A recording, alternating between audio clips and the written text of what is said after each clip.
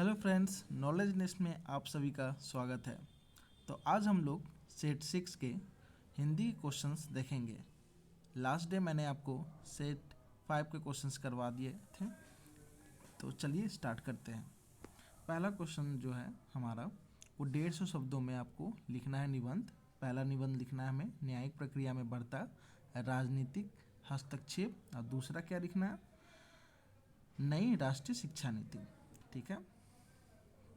दूसरा क्वेश्चन क्या है, विक्रेता कंपनी को एक पत्र लिखे जिसमें उनसे मंगवाए गए सामान का शीघ्रतम वितरण का आग्रह कर रहे हैं आप। और तीसरा क्वेश्चन है हमारा, नीचे दिए गए मुहावरों का अर्थ बताएं और प्रत्येक का वाक्य बनाएं।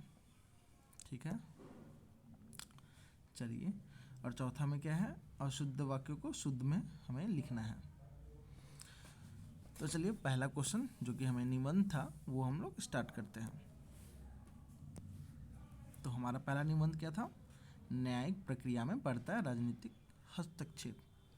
फ्रेंड्स, मैं बता देना चाहता हूँ, कभी भी आप निबंध लिखते हैं, चाहे वो हिंदी में हो चाहे वो इंग्लिश में हो, स्टार्टिंग में कोशिश कीजिएगा कि आप उसका इंट्रोडक्शन दें। मतलब क्या है न्यायिक पालिका, क्या क्या होता है, क्या नहीं होता है, उसका क्या महत्व है, ये सब आपको बताना है। उसके बाद उसका लाभ बताना है, क्या खामियां हैं, अगर कुछ उसमें खामियां हो सकते हैं तो वो बताइए, उसके बाद सॉल्यूशन बताइए। ठीक है, यही सही वे है आपको निबंध लिखने का। तो चलिए स्टार्ट करते हैं। न्यायपालिका लोकतंत्र का महत्वपूर्ण स्तंभ है जो समाज में न्याय और कानून का पालन सुनिश्चित करता है। लेकिन वर्तमान समय में न्यायिक प्रक्रिया में राजनीति का बढ़ता हस्तक्षेप एक गंभीर चिंता का विषय बन गया है।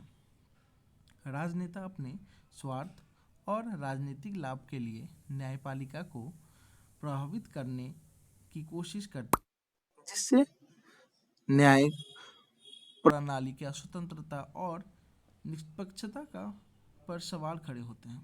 ठीक है। राजनीतिक हस्तक्षेप के कारण कई बार मामलों में विलंब होते हैं और पक्षपातपूर्ण निर्णय सामने आते हैं। यह आम जनता के न्याय पर विश्वास को कमजोर करता है। कई बार बड़े नेताओं और प्रभावशाली व्यक्तियों के मामलों में राजनीतिक दबाव के कारण न्याय प्रक्रिया का प्रभावित भी होती है। ठीक है। यह हस्तक्षेप न्यायिक प्रक्रिया की स्वायत्तता को कमजोर करता है और कानून के समक्ष समानता के सिद्धांत का उल्लंघन करता है। इस समस्या का समाधान न्यायपालिका को पूरी तरह स्वतंत्र और पारदर्शी बनाकर ही संभव है। राजनीतिक दबाव से बचने के लिए न्यायिक नियुक्तियों, मामलों के चयन और फैसलों को प्रक्रिया में सुधार की आवश्यकता है। न्यायपालिका का स्वतंत्रता लोकतंत्र की नींव है।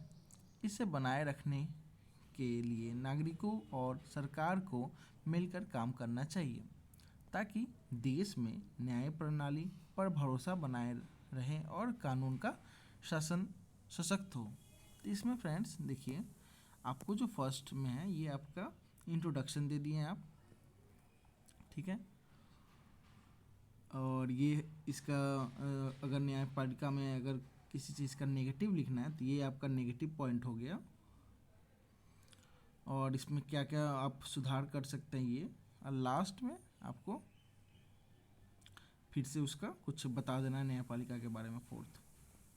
ठीक है, ये लास्ट है।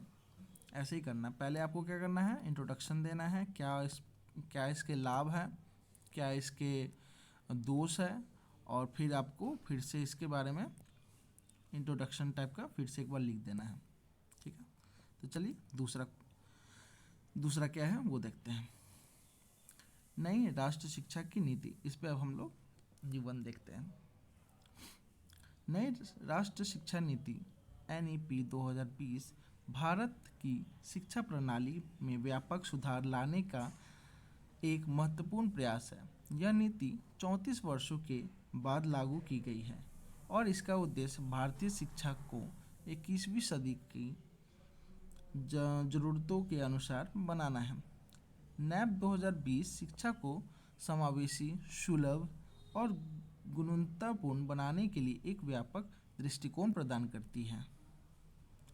नीति के प्रमुख बिंदुओं में स्कूली शिक्षा से लेकर उच्च शिक्षा तक के ढांचे में बदलाव शामिल है।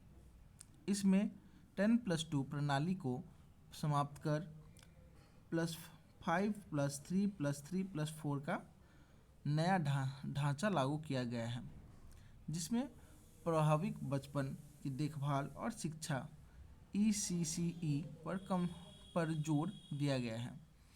उच्च शिक्षा के क्षेत्र में मल्टी डिसिप्लिनरी विकल्प, फ्लेक्सिबल कोर्स और क्रेडिट ट्रांसफ़र सिस्टम को बढ़ावा दिया गया है।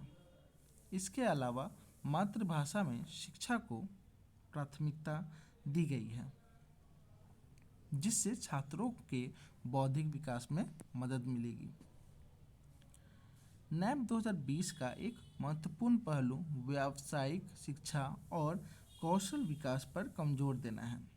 यह नीति डिजिटल शिक्षा, ऑनलाइन लर्निंग और टेक्नोलॉजी के उपयोग को बढ़ावा देती है, जिससे शिक्षा को आधुनिक और सुलभ बनाया जा सके। नई शिक्षा नीति भारतीय शिक्षा प्रणाली को विश्वास स्तरीय बनाने का एक बड़ा कदम है।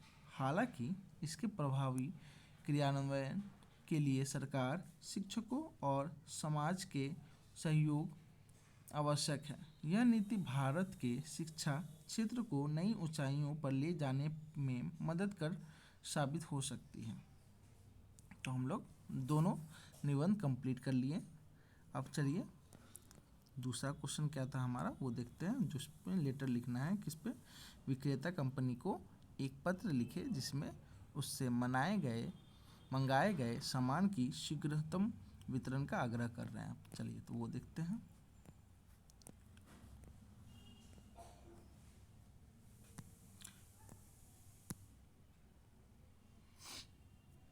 नया टोला पटना, जैसे कि आपको जहाँ भेजना है 15/10 जो आपका डेट है वो सेवा में विक्रेता कंपनी ABC नई दिल्ली।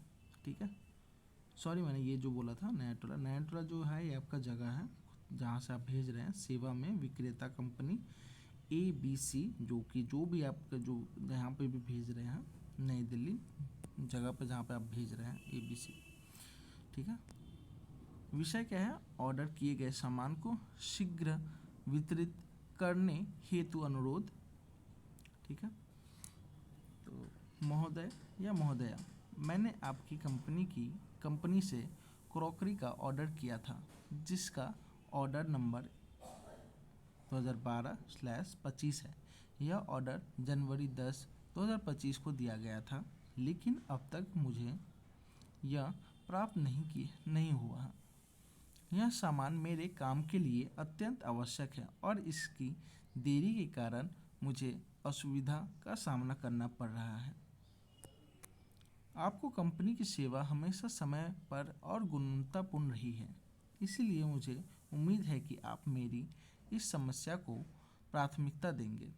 कृपया मेरे ऑर्डर को शीघ्र वितरित करने की प्रक्रिया शुरू करें और मुझे वितरण की स्थिति के बारे में जानकारी दें। आपके शीघ्र उत्तर की प्रतीक्षा में। धन्यवाद। सादर, जो भी आपका नाम हो वो डालें, मोबाइल नंबर, ईमेल आईडी। चलिए तीसरा क्वेश्चन क्या था हमारा? तीसरा में हमको मुहावरों का अर्थ लिखना था। तो पहला क्या था? खून सफ़ेद होना। तो खून सफ़ेद होना का क्या लिखेंगे? अर्थ होता है अपने संबंधों को भुला जाना, मतलब लालच ने उसका खून सफ़ेद कर दिया।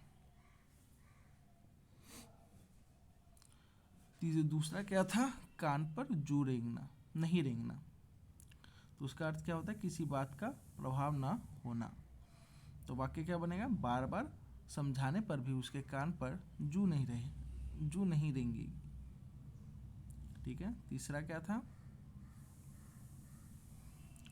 पैसा हाथ का मैल है, ठीक है, जिसका अर्थ होता है अस्थायी चीज। पैसा हाथ का मैल है, इसे सही जगह लगाना चाहिए। और चौथा क्या था हमारा, गागर में सागर भर दिया।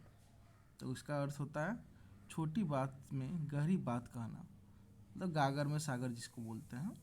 तो वाक्य क्या बनेगा, शिक्षक को एक बात ने गागर में सागर भर दिया।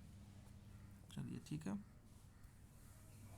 और चौथा क्या था हमारा, शुद्ध अशुद्ध वाक्य को शुद्ध में लिखना था।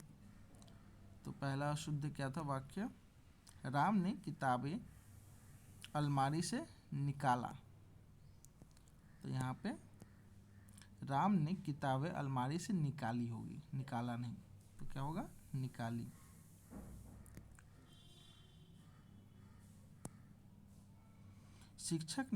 शिक्षक ने छात्रों को प्रोत्साहित की, ये भी गलती है।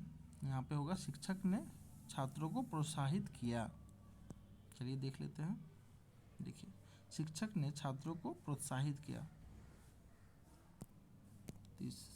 तीसरा क्या था, पर्वत पर चढ़ाई आसान नहीं। यहाँ पे देखिए चढ़ाई है, यहाँ पे चढ़ाई होगा, यहाँ पे चढ़ाई, इस जगह पे चढ़ाई होगा। पर्वत पर चढ़ाई आसान नहीं है। चौथा क्या है, गंगा नदी भारत का महत्वपूर्ण नदियों में से एक है। तो इसमें क्या होगा, गंगा नदी भारत की महत्वपूर्ण नदियों में से एक है। का नहीं होगा, यहाँ पे की होगा। चौथा क्या है, पांचवा क्या है, बच्चों ने बगीचे में फूल लगाया। तो ये भी गलती है, इसका होगा बच्चों ने बगीचे में फूल लगाए। ठीक है। तो चलिए आज का सेट हमारा कंप्लीट हुआ। और मैंने लास्ट वीडियो में आपको बताया था कि मैं आपको कुछ टॉपिक्स बताऊंगा, ठीक है, जो इम्पोर्टेंट टॉपिक्स हैं वो आप अगर मैं तो बता ही दूंगा 1-2 दिन में, बट आप ट्राई करना, आपको अगर कहीं से मिल जाए ये टॉपिक्स तो आप याद कर लो या प्रैक्टिस करो। मैं तो जितना बोल सकता हूँ कि प्रैक्टिस जितना से जितना करो। मैं हर वीडियो में यही आपको बोल रहा हूँ शुरू से ही कि आप जितना से जितना प्रैक्टिस करोगे उतना सही रहेगा। आपको अभी से ही लिखने का प्रैक्टिस करना होगा। एक निबंध आपको 4-4, 5-5 बार लिखना होगा, आपको याद करना होगा। अगर आपको समझ में नहीं आ रहा कि क्या लिखे क्या नहीं लिखे, पर आप इसलिए आपको याद करना होगा एटलीस्ट, पर आप प्रैक्टिस कीजिए। तो चलिए, मैंने जो टॉपिक्स बताया था कि मैं बताऊंगा जो अच्छा टॉपिक्स है।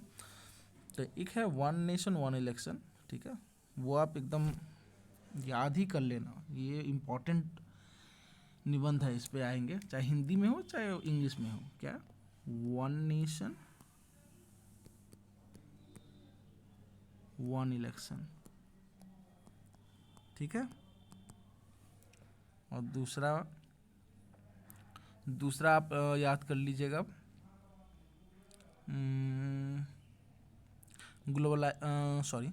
ग्लोबलाइजेशन। क्या, ग्लोबलाइजेशन